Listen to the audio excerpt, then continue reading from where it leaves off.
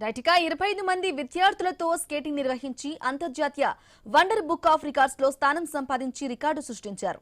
5 గంటలు non stop గా చిన్నారులతో skating నిర్వహించి అంతర్జాతీయ వండర్ బుక్ ఆఫ్ రికార్డ్స్ లో ప్రతినిధుల సమక్షంలో స్థానం సంపాదించారు.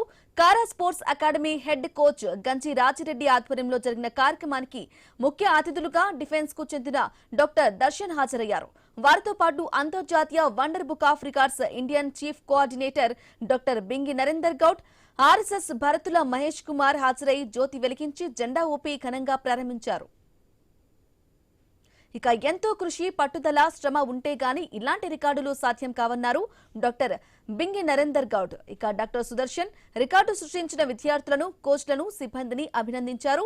భవిష్యత్తులో మరిన్ని విజయాలు సాధించి దేశానికి, తమ తల్లిదండ్రులకు మంచి పేరు తీసుకురావాలని ఆకాంక్షించారు. అలాగే పాక్పై భారత ప్రభుత్వం చేసిన ఆపరేషన్ సింధూర్ కు మద్దతుగా stop child abuse, say no to drugs అనే నినాదాలతో స్ఫూర్తితో ఈ కార్యక్రమాన్ని ఏర్పాటు చేశామన్నారు హెడ్ కోచ్ గంజి రాజిరెడ్డి. ఇక వండర్ బుక్ ఆఫ్ రికార్డ్స్ లో స్థానం సంపాదించినందున చాలా సంతోషంగా ఉందన్నారు.